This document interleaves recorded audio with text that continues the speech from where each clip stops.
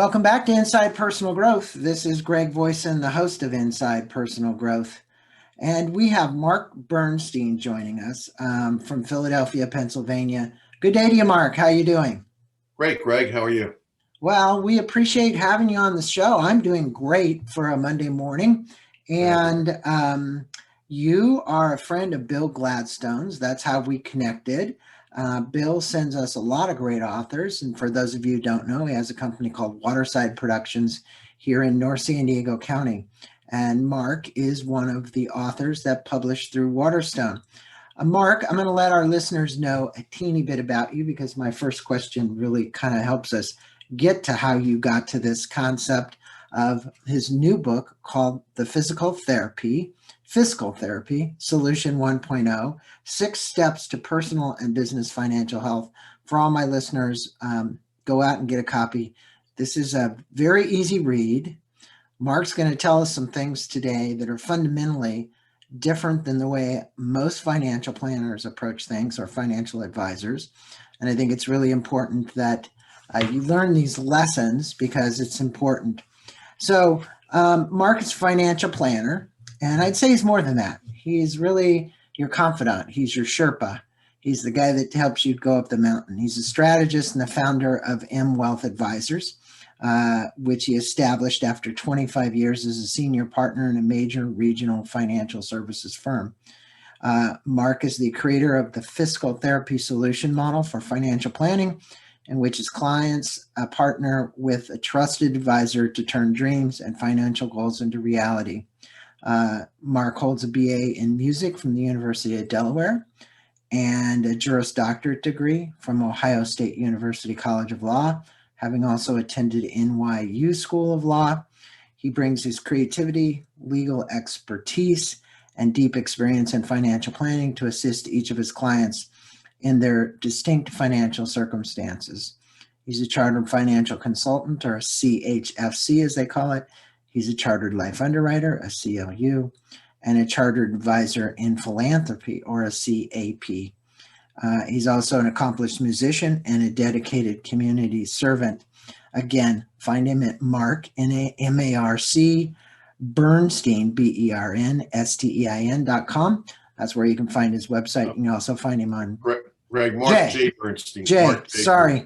I see the J in some of these, and it is J. Marc J. Make sure we put it. We're going to have links to all of these as well.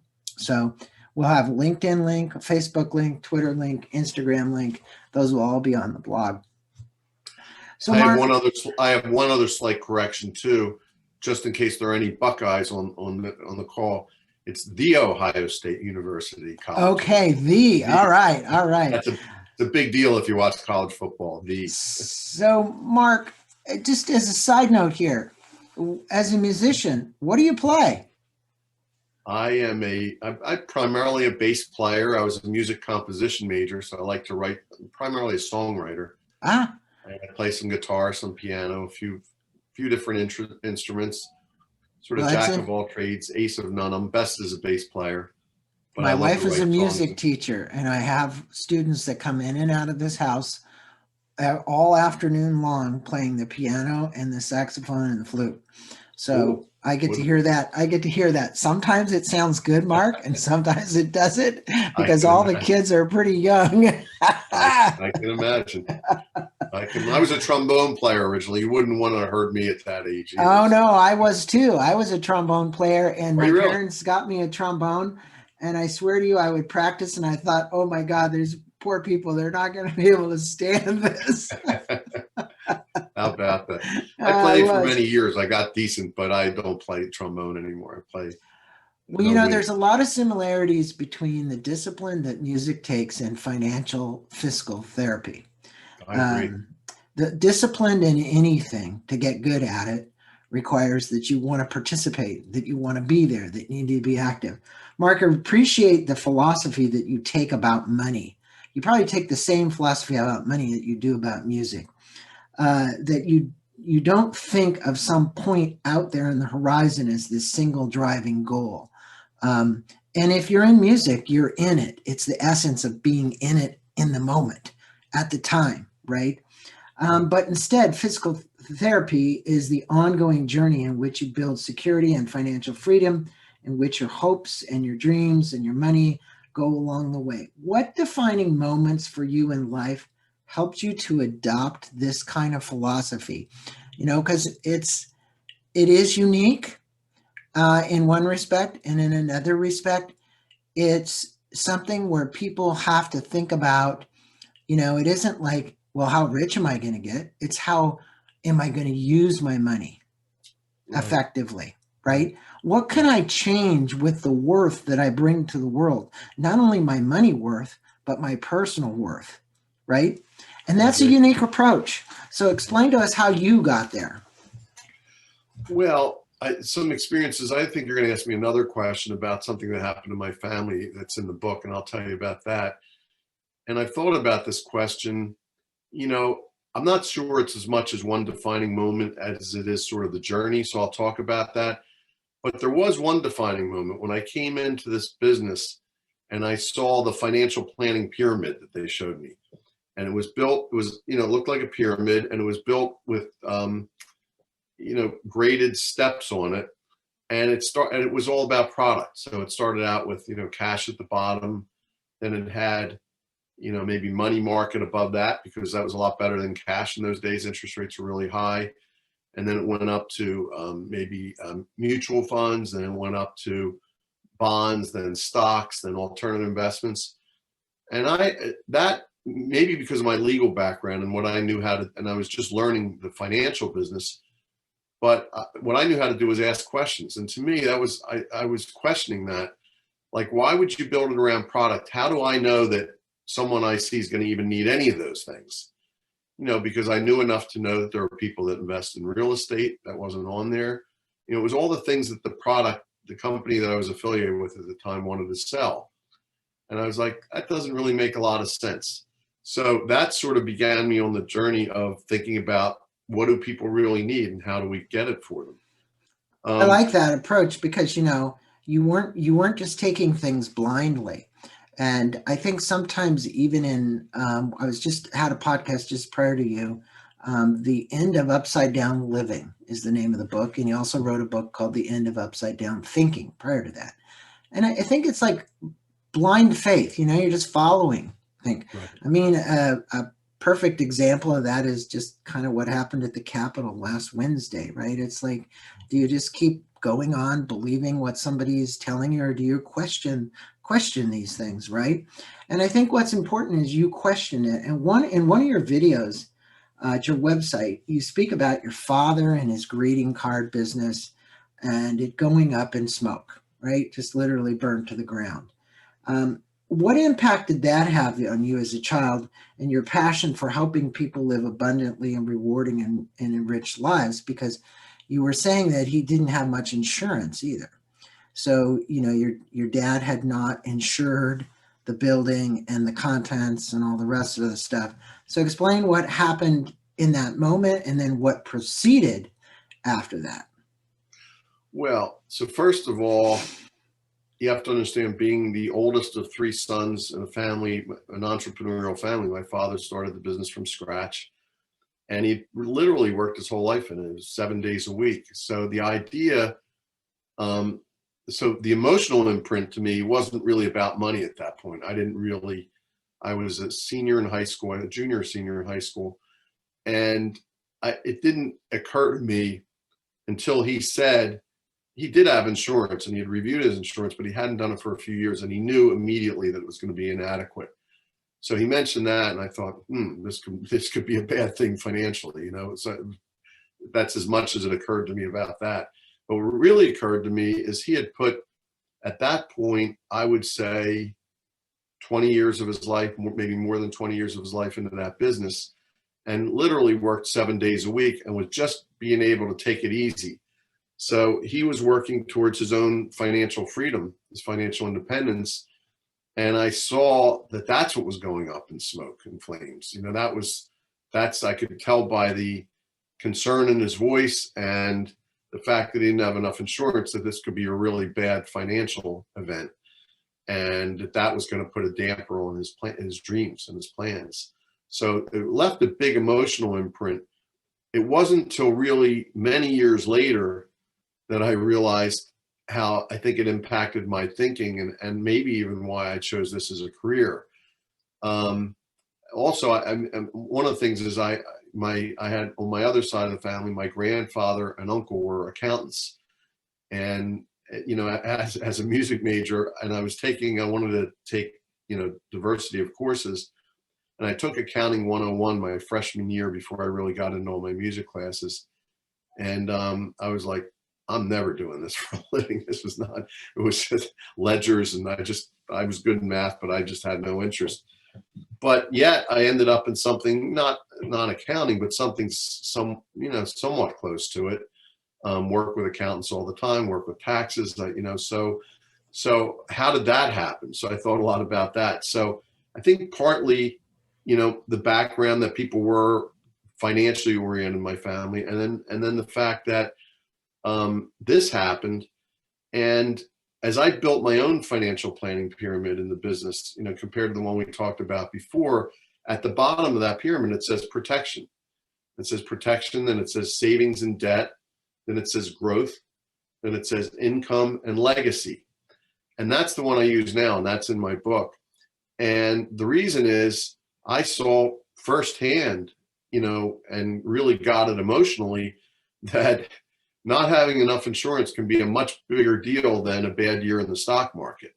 You're working further up the pyramid when something happens up there. But if you haven't protected your base, in this case, his ability to earn an income, which drove everything that we did as a family financially, that's a lot more devastating. So the pyramid that I developed over time I adopted it from other sources, and other people were using similar things. But I think mine's unique in terms of those 5 levels. And it's a little like maybe Maslow's, if they had a hierarchy of financial needs. I think it sort of covers really everything that people were looking for.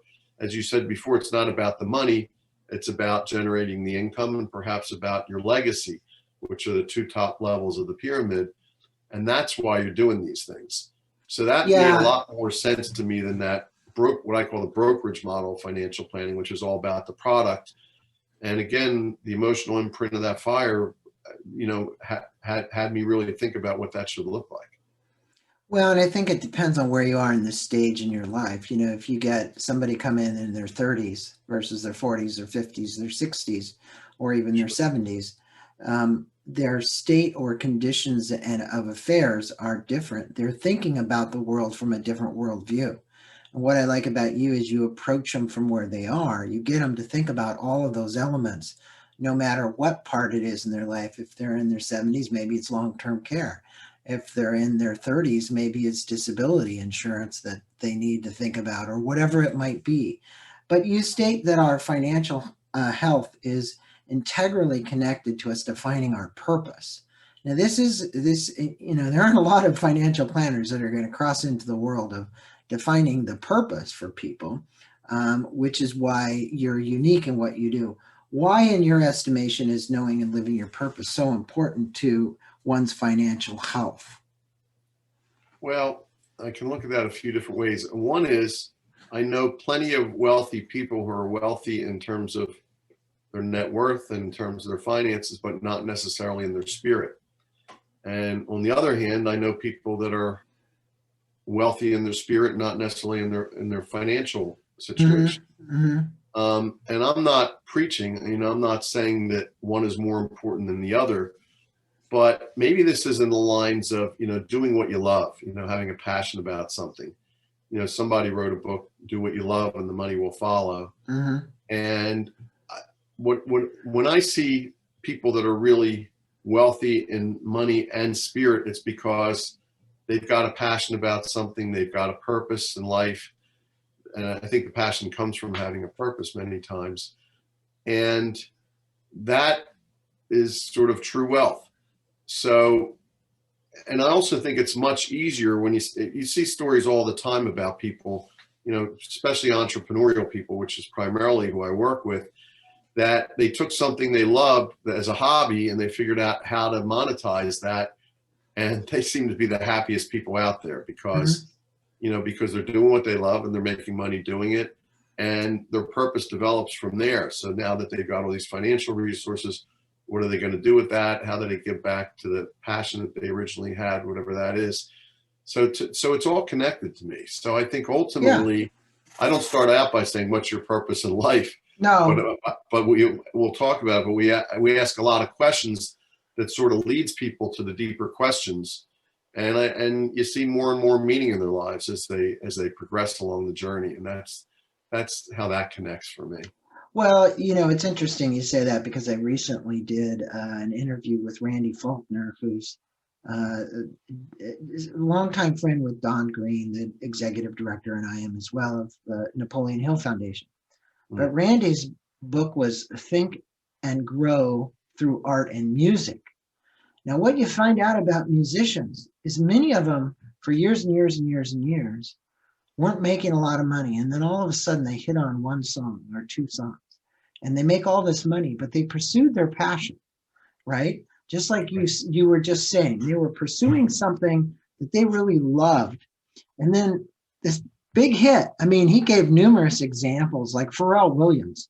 He was in his 40s before he hit the Happy song, right? It was like 47 or something, but he wasn't making a lot of money prior to that, right? So it's really interesting, the correlation by what you just said about somebody pursuing their passion and not giving up, while at the same time, making money from that passion, ultimately making money from that passion. And you mentioned the second step in the 6 steps of financial health is to assess where you are. Whether you have a lot or you don't have anything, assess where you are. It doesn't, where's your assessment? But your question for doing so are very different from the financial planners. What are the questions that you would let our listeners ask, or you would ask them and answer to explore assessing where they are? What are some of those questions? Well, one of the things this past year, I've done some things I call web conversations. They're Zoom meetings, but they're interactive and they're designed to provoke thinking and things like that. And one of the things I talk about is, where are you? I start with, where are you? And when I say, where are you, to give them a frame of reference, I talk about life stages. And I've got this like kind of oval I developed, and it starts with child, then it goes to student, intern, then producer, then investor, then consumer, then legator. So that provides kind of a guideline for people to kind of say where they are. I'm out there, I'm earning a living every day, and I'm trying to build up and put away money. So they're producer, maybe producer, investor, they're in that category. Other clients that I have that are, maybe retired and financially secure might be in the legator stage or the consuming stage, where they're drawing down their funds and that kind of thing. So I start with that, and then that brings up other questions, so if you're let's say you're in the consuming stage, are you comfortable? Do you feel like you have enough money? Do you, are you fulfilled in what you're doing? We talk a lot about that. And so I kind of start with that. Where are you? Mm-hmm. And then the next question I ask is, what do you want, or where do you want to be? And the way I ask that, you may be familiar with, I've been a long time student of the Strategic Coach Program. Dan Sullivan. Program. He's been on the show, and he's Dan and his wife Barbie. They're out of Babs. They're out of Toronto, Canada. For all those who don't know who they are, he's quite the coach, the strategic coach. Coaches people. Now, are you in his program, or were you? I'm out this year, but I've been in for many years, off and on. I'm still connected with the program, and so that leads me to, there's a book called The Dan Sullivan Question. Mm-hmm. And I've taken that and modified it slightly, but I love asking this question. I ask it all the time. And I'll ask you, if this were January 2024, Greg, I'll pretend you're the client, and you were looking back on the last 3 years, what would have to happen for you personally, professionally, and financially for you to feel that was a successful 3-year period in your life? That's my question. Personally, for my Compassionate Communications Foundation to grow and help and serve more people. When I say more, a minimum of 30 a year individuals where I give grants. Secondly, for my income to grow as a percentage so that I can support all of this at a minimum of 10 to 12% a year, right?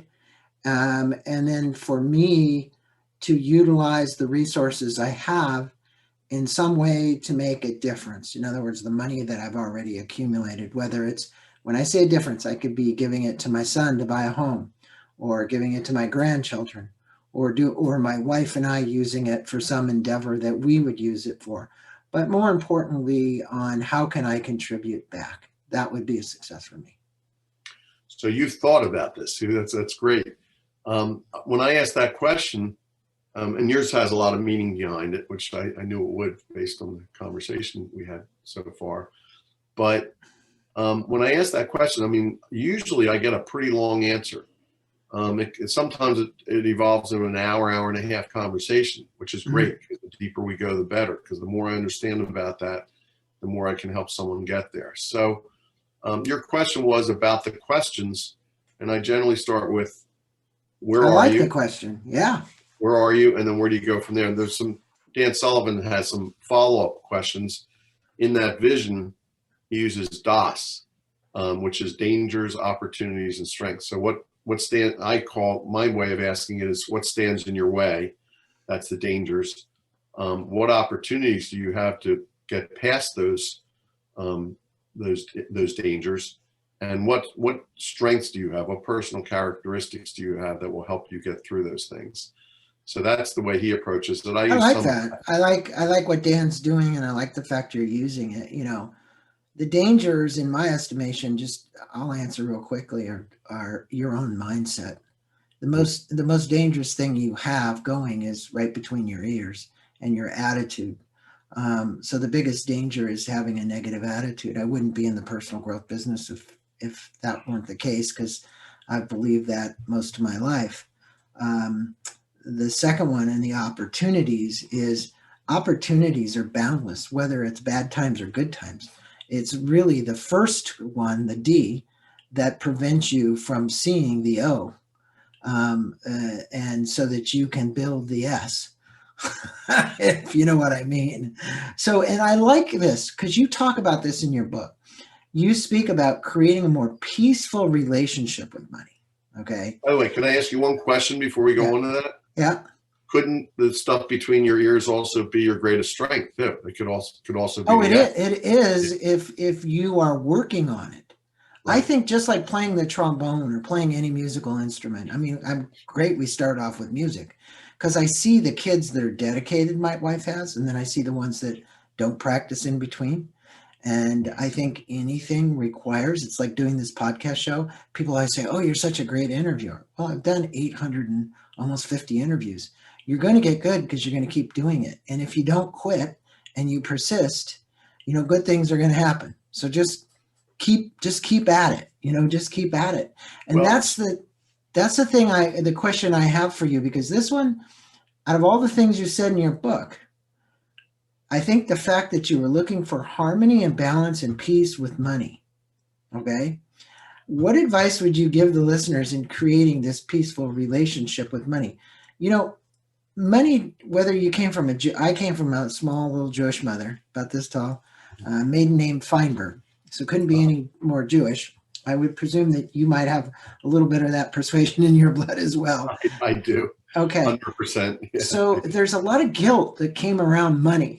Right. And being brought up Jewish. Mm-hmm.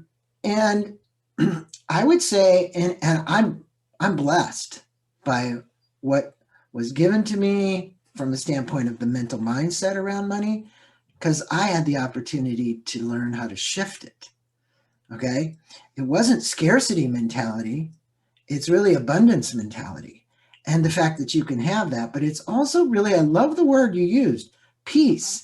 Because so many people are not at peace with what it is they have, or what it is they want, or how they're going to get there. Well, so you just said a lot, and I think I have a lot to say about that. So first of all, I consider myself a work in progress. I think people, like in life, like if you're in therapy, like regular therapy with a psychologist or therapist, it's a lifelong process. It's not just like, I had some struggles and now I'm good. You have to keep working on it. So one of the things, it's interesting because, when you're talking about, we were talking before about DOS, and the mind can be either, a strength or a danger.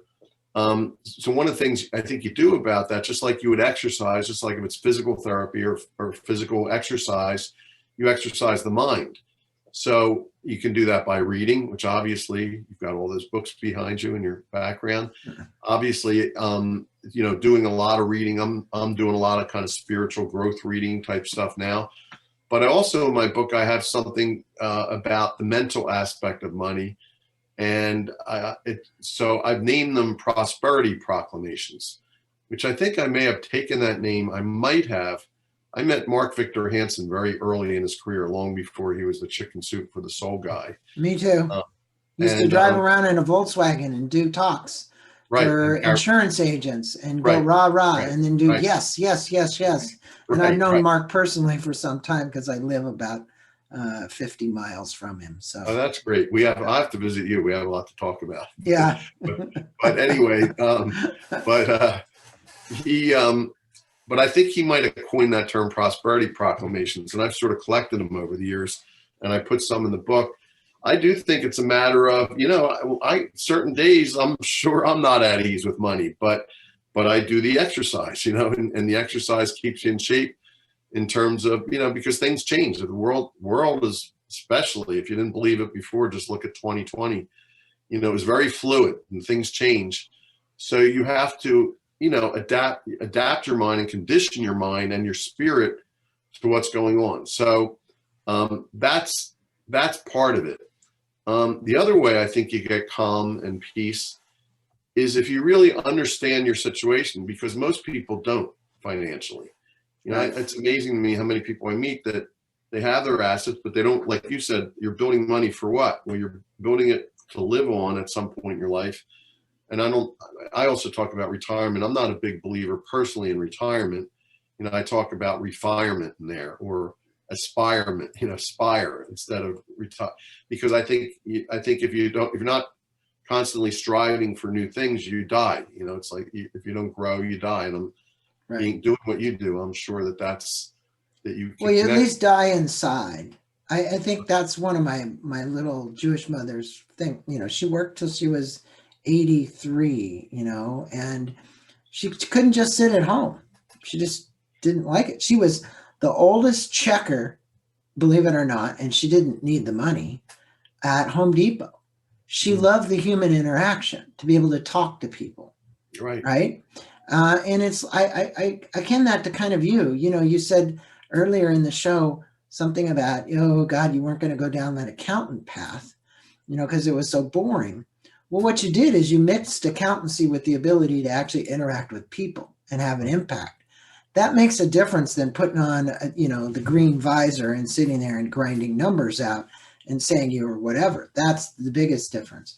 And, you said, of course, I know accountants like that today that, I have a different vision of accounting too. Yes. So, it's what you make of it. So a lot of them have branched out quite a bit, and a lot of them do still go very reclusive and sit back in, and we need both. We need both. But, you say this assessment of the finances, but in your step 4 is provide a treatment or a prescription for the client. So what makes your treatments or recommendations different from many of the other advisors that they would get? And what is this roadmap? You call it ROD, and then MAP is spelled MAP with capital letters for success. Because look, when you get to this point of treatment, the prescription, after you've done this assessment, where are you? What are your finances? What are your goals in life? Those key questions that you're asking people that are asking us to contemplate our future and our present and what we're going to do. And now we've spilled everything out to you. Mark, we've given you everything we've got. This is where we are. We're still working. We got X in the bank. What's your prescription? Right. Well, so this also goes to your last question about where does calm and peace come from. So you understand where you are. but then you understand how you're going to get to where you're going. And that's where the prescription comes in. And I think that's part of what gives people peace. And we also, I know you'll ask me about this because it's one of the stages, but we check in with people many times after we do a plan, because that's where the calm and the peace comes from, where people understand they're going to be okay. And they're going to have money for these various goals, whether it's just to have a comfortable retirement, whether it's to, change the world, enhance the world, whether it's to provide a legacy, whatever those things are, they know that they're on track to do that. So the roadmap, to answer your question, the MAP, the MAP is capitalized because it stands for Money Action Plan. So the idea is, what kind of things do you need to do to tweak in your plan or to do to make sure that you're going to accomplish your goals? And that goes in writing, and it gets broken down into bullet points. And we call it an implementation guide. And in the implementation guide, or the roadmap, there are things that are checked off with dates and deadlines and things that are going to happen that are going to positively impact your overall financial situation. The things we recommend, what's different about it is that our plan doesn't go in and say you should buy this product or that product or whatever. It's now there might be products involved. You might, as an example, it might be you need to update your estate documents because what you said you wanted is not reflected in those documents. And here's the outline of what that should look like based on what you said, and we'll help get you to the attorney. We'll walk you through it. We'll sit with you if you want to, or be on Zoom with you if you want us to make sure that the I's get dotted and the T's get crossed and you get that estate plan. Along with that, you had stated that you're concerned about estate taxes. You might want to consider life insurance for that purpose to help with that. So that's a product. But we don't talk about a company's product. We don't talk about anything specific. It's not there to sell. It's just to say, hey, here's the options that are available to you to help with that, to help with whatever that goal is, whatever you're lacking in that area. Of course, it might be putting away more money in certain kinds of instruments. It might be a better balance of their assets or more in line with the risk profile or whatever that is. But again, we're not going in, we're saying, here's what you need to do to get there. It's not based on any product or set of products. It's based on, here's what you need to do to get there. And well, I think what's important, Mark, is that you are providing options and you're giving your clients the opportunity and guidance. So here's the important part. Look, you're the Sherpa. You've been down the path many times with many different clients. You've seen mistakes and your role. That's why people go to attorneys, so that they won't make those mistakes, to get the advice, but then you give them the options, right? Yep. Here are the options for your plan. You state that your philosophy is simple. You encourage the clients to consider financial issues in a new way and from new perspectives. How does looking at this fiscal house from the vantage point change the relationship with money and finances? Because this book, I will tell you after having read it, while it's quite simple read, right? It's very profound in its philosophical viewpoint about how to look at the world and your world, right?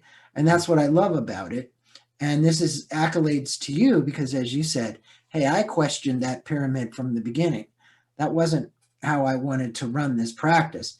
So if you were to sum up for our listeners today, what is the key advantage to following the fiscal therapy model? What might that be? What are the key advantages? Well, I appreciate what you said, first of all, because first of all, it was intended to be a good, easy read, because I told you most of my clients are entrepreneurs. And along with that, that means relatively short attention spans. Yeah. Having been, again, in the strategic coach program, which is all for entrepreneurs, Dan Sullivan's books are very short, so I got that, and they call airplane books. So on the plane back from Toronto or Chicago or wherever I was going, I'd have read the book by the time I got home. This book was designed the same way. And it was designed to kind of shake up your thinking about money and to have you think differently about it. And it was meant to be read simply, but to make you think and have, some profundity, not profanity, profundity come out of it, to think deeper about money. So I think the ultimate thing to have people, get out of the book and also our process is to think that it's bigger than money. It's money is a tool. You mentioned that in the beginning to get where you want to go. But it's bigger than money. What does money mean to you? What's your relationship? We get one of the questions I ask, it's very bluntly, I'll say, how does money occur to you? Or if I asked you about your relationship with money, tell me about that, and whatever comes to you. I say things in the book like, why do people there's this expression, cold cash. Why do they call it cold cash? Why don't they call it warm, fuzzy money? Like, why? And you had talked before about abundance. Well, cold cash doesn't make it sound like something you want abundance of, but nice, warm, next to a fire kind of money, makes you think of something that is a positive thing. And how about the old supposedly biblical expression, money is the root of all evil. Right. Well, that's not this. Supposedly, the original biblical quote was, "The love of money is the root of all evil." Right. Well, there's a huge difference. So I'll bring those things up to people and get them to think differently about all of this. And I believe ultimately that we were meant to be, as people, we're meant to progress. We're meant to be progressive. We're meant to grow throughout our life. So that's why I love what you do in terms of, inner growth. And, I think that's, I think that's a lot of what life is about. I think we're also meant to have abundance. We're meant to have more than we need and be able to share and give back to the world, as you talked about in your 3-year vision. So those are the kind of things that people, and here's the other thing. People simply don't talk enough about money. There was one thing I was very fortunate about, and it's because of my background. My father always talked to us about money, and my parents openly as a family. Right. I ask people about that. Most people don't seem to do that. Not only that, but I will tell you that I think we're a puritanical society when it comes to money. You can watch all these great series that are on Netflix and all these other streaming channels, and you can know everything about people's sex lives, their deep inner struggles. You can hear all that stuff. But very rarely do they discuss their issues with money, or you might have somebody that's poor that becomes a criminal because they need money or something like that. But you don't hear them talking about money. Now it's changed. You have these shows like Billions. You have some things that have come out recently, but in general, we don't talk about money. So by talking about it, getting more comfortable, and knowing that you're closer to your goals than you think you are, or that if you're not as close as you'd like to be, you know exactly what to do about it. All that, I think, brings more peace, and it brings more understanding, and it brings more fluidity, and it makes it a natural part of life rather than this possibly evil thing that's hanging out there that we've been led to believe about over the years. Well, you were talking about shows. I think one of the shows that does a pretty good job of talking about money is The Last Tango in Halifax.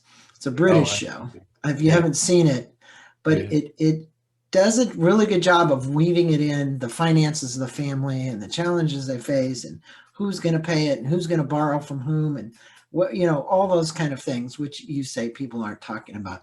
But I think it's this mental construct that you get early on about money that either needs somewhere along the line to possibly shift, depending on the generation you got it from, or you need to work on it yourself. But the reality is what you do is you help people see their mental construct by the questions that you ask.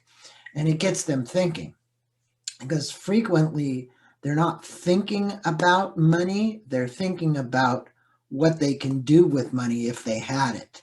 I'll say that. They're thinking about what they could do with money if they had it. The if they had it part is the part that should come first, because that's what they need to be working on to get it to be able to do what they're going to do. Right. So that's it's almost like I've already spent it and I don't even have it yet. Right. But it also goes with the question of purpose that you asked about before. It's, why do you, I have a son who, he's always like, I'm not going to be in the system. He's one of these, he's growing out of that, but he's always outside the system kind of guy. And I'm like, well, what do you want to do? What kind of life do you want to have? I want to have cars. I want to have a comfortable life. I want a nice house. Well, how are you going to do that? You have to figure out how you're going to do that. There's steps to getting there, and we're working through them. But the getting there part, and that's what you address. And I think that whether people have made it or they're in the process of, they use the term making it, the stages of the life are so important in doing the evaluation and the assessment and the roadmap to get people there. There's a lot of people that you work with that are still in growth stage. You said you had a little chart, Sure. Here's where you fall on this chart, right? And that is kind of that is all of our lives. And that's what I love about Joseph Campbell. Where are we on this hero's journey? We go out, we're seeking, like you said, you're reading a lot of books about spirituality right now, because you're seeking this information about finitude, the lost art of dying. I did an interview just 2 months ago with a doctor out of New York. That lost art of dying, 97% of the people are dying in a hospital with no one around them, right? Especially in the olden days, yes, but in the olden days, even still without COVID, it was that way. Right. But in the olden days, when we died with our families around us, because we didn't have all these hospitals. Right. Back to the 15th century and all these areas, and there is kind of an art to this. Art, when I say an art, it's what are you thinking about in your finitude? What are you going to leave? How are you going to leave? Spiritually, how are you going to leave?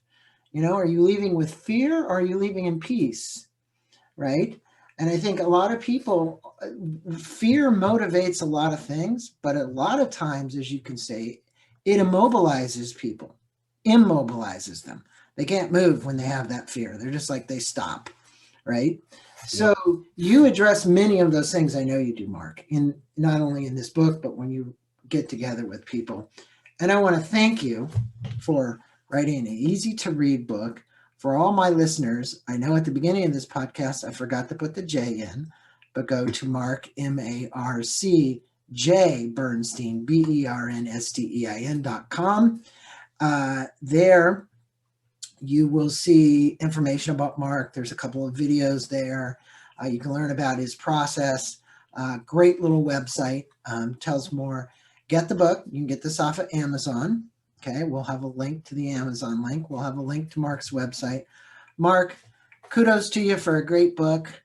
Thank you for joining us on this early January morning here to talk about your new book and your philosophy and how you approach not only money, but how we live our lives. It's been a pleasure having you on the show. Well, you're a great interviewer. You asked some great questions, and I've really enjoyed the conversation, Greg. So thanks for having me. Thanks, Marc. Have a good rest of your day. You too. Take care, Greg.